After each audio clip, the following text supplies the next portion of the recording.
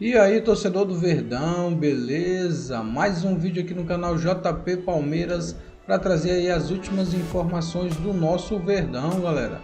Tô trazendo aqui para vocês Sport TV News, trazendo aí as últimas novidades do Verdão, galera. Palmeiras aí que na noite de ontem conquistou mais uma vitória na Libertadores, galera. 1 a 0 aí contra o Cerro Porteño em casa. Palmeiras líder do seu grupo, galera. Fica aí até o final do vídeo aí e não se esqueça de deixar aquele like, beleza? Sem sequelas, gente. A torcida realmente já perdoou, até porque o Abel mandou bem, né? O problema aconteceu no campo e foi resolvido no campo. E por que se estavam, né? Por que a torcida estava pegando tanto no pé do Rios e por que ele sentiu a necessidade de pedir silêncio? Porque o Rios, ele foi personagem negativo de jogos importantes e momentos capitais do Palmeiras, principalmente no Campeonato Paulista, né? Ele perde uma bola para o Memphis Depay, então teve alguns erros ali que geraram gols do adversário, né? Falhas individuais do Richard, e por isso que ele sentiu essa necessidade de desabafar ali. E aí ele se arrepende, porque poderia ter criado uma atmosfera muito ruim no jogo, porque até o Abel se confundiu na hora da vaia.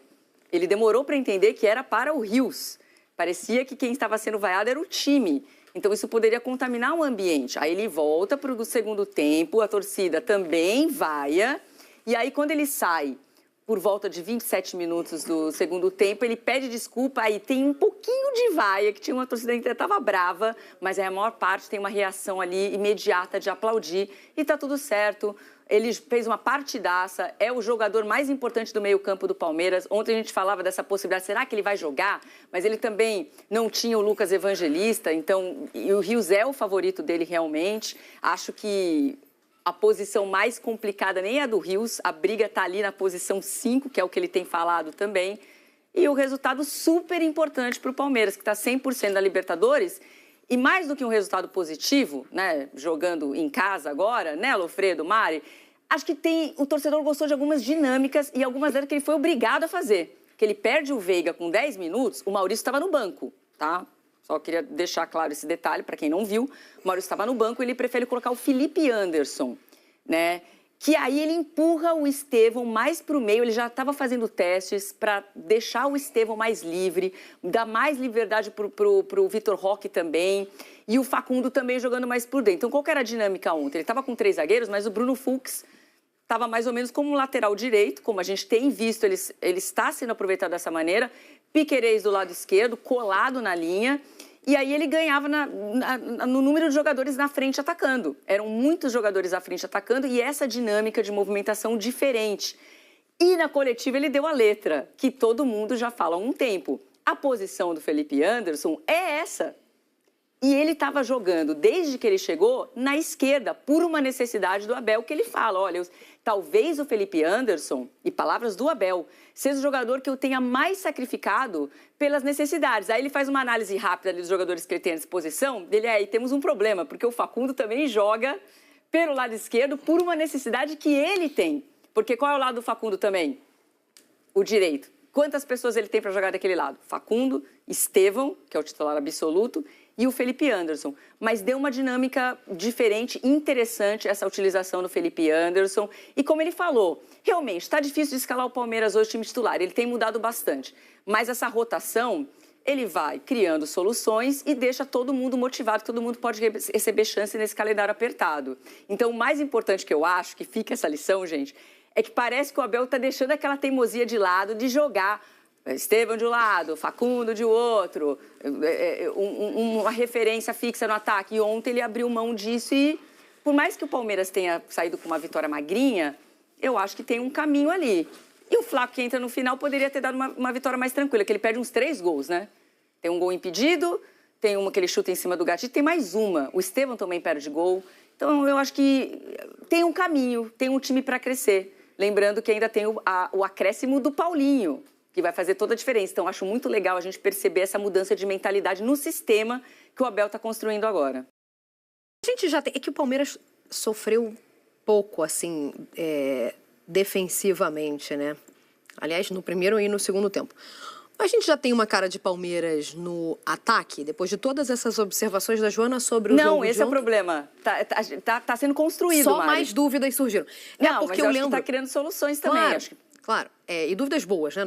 No bom sentido. Aparecem boas opções para as respostas. Mas é que eu lembro que a gente falava sobre os testes feitos no jogo contra o Sport. E eu lembro que eu brinquei com você, Jô. Eu falei, vamos ver no jogo contra o Cerro quem passou, então. Só que ontem eu fiquei com essa sensação. Eu tenho mais dúvida, inclusive por causa do Vitor Roque também. Eu tô cheia de dúvida também. Ninguém consegue. E ele fala, perguntaram isso para o coletivo pro Abel. Olha, é muito difícil escalar o Palmeiras. Ele também tô com esse problema. Tava com a minha mulher, inclusive, ontem à noite, com um caderninho. Ele falou, você não quer me ajudar, não? Ele falou isso na coletiva. Mentira. Brincando, né? Eu não vi essa parte. Falou. E assim, lembrando que as dúvidas são todas muito boas, né? A gente não está falando neste momento de precisa improvisar, ele precisa... Não, o que ele testou, eu acho que no jogo contra o Sport, por exemplo, ele gostou. Agora o negócio é organizar tudo, né? Porque surgiram novas boas ideias também, né? Não curtiu, não? Vitor Roque? Tu não é um grande entusiasta, eu percebo que eu me emociono. Foi anulado por um fio de cabelo. Aliás, o ângulo do VAR eu não consigo entender. Então, vamos lá. O ângulo que mostra. Eu me emociono muito com o Vitor Roque e o Lofredo não se emociona tanto, né? Já me emocionei mais.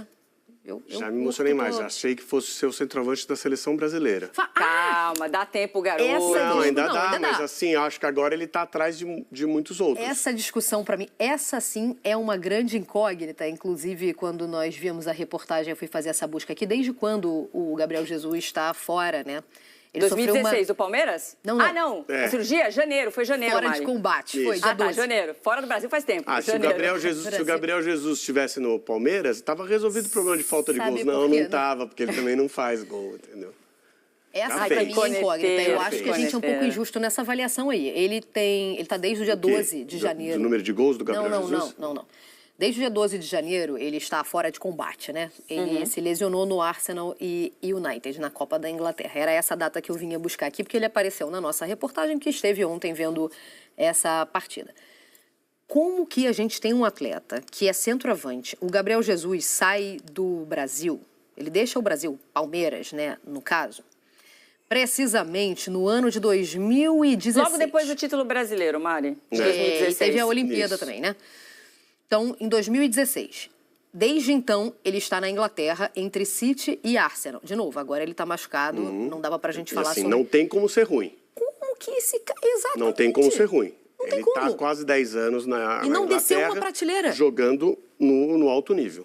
Mas ele, e nas palavras dele mesmo, não é um atacante de muitos gols. Eu acho que ele foi infeliz nessa fala. Ele foi procurado pelo Palmeiras no ano passado, tá? Enfim, era um bom atacante. Isso aqui é uma O Palmeiras queria. O Palmeiras tem essa dificuldade, o Vitor Roque está com essa dificuldade, marcou ontem, mas estava impedido.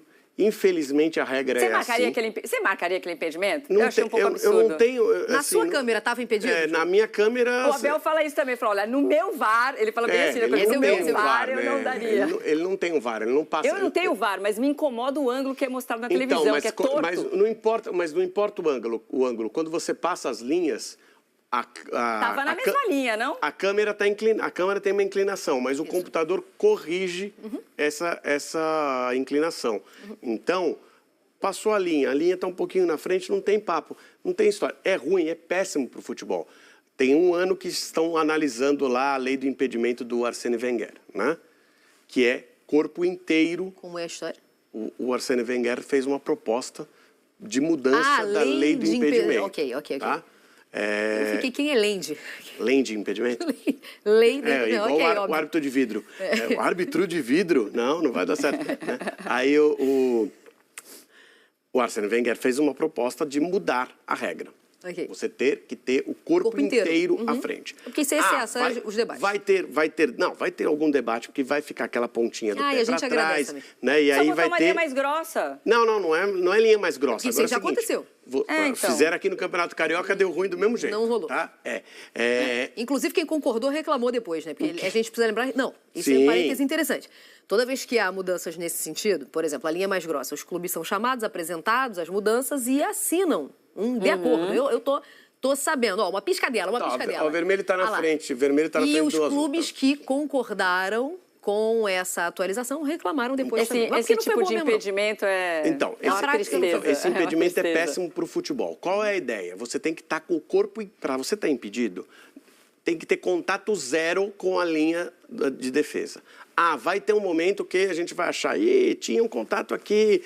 Vai, mas vai diminuir muito o número de lances que vão ser analisados. Esse lance, por exemplo, não vai ser analisado. Vai bater o olho ali e falar assim, não precisa nem traçar a linha aí, que aí um está encostando no outro, o atacante está com posição legal. Isso vai valorizar o gol, que é o que as pessoas pagam para ver. Eu também acho. É o que as pessoas vão... Ninguém vai ver impedimento. Ninguém quer ver a análise do VAR.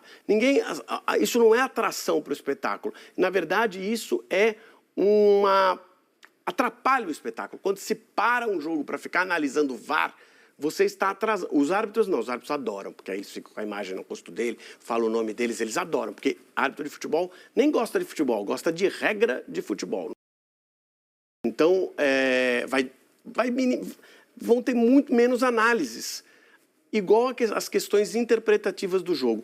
Quanto menos tiver questão interpretativa, melhor para o futebol. Mas não, eles ampliam as interpretações, que é para você poder fazer o que quiser com uma partida de futebol e se justificar depois, né? Então, o Abel está errado nessa análise, mas ele está certo na essência, tá? O impedimento está impedido porque a regra é assim, passou a tracinho vermelho e ficou na frente, está impedido. Ele não tem um VAR próprio, ele tem uma imagem de televisão que talvez dê uma percepção diferente para ele. Mas, na essência, isso é antifutebol. Esse aí é meu ponto. Sua conclusão é meu ponto. Eu acho que a gente tem a regra do impedimento para impedir que o atleta ganhe alguma vantagem. Isso não é vantagem nenhuma. Seria vantagem se ele tivesse com o corpo inteiro na frente. Mas foi bom para o Vitor. Apesar do lance ter sido marcado impedimento, foi bom para o Vitor. O tipo de jogada, né? Que, se não me engano, teve o Rios também envolvido.